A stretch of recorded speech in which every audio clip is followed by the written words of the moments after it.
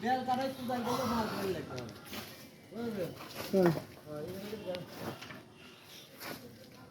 বেলসা মাল সামানা তো চাঁদবার কম মাল কম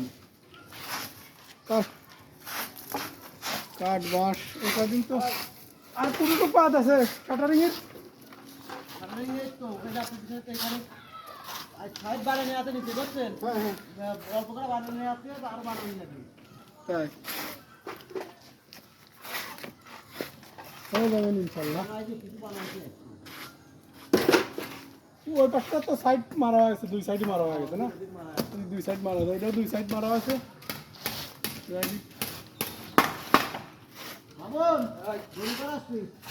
ইনশাল্লাহ বাঁশের পানি হয়ে গেছে ভাই আপনার কি অবস্থা? হ্যাঁ কবে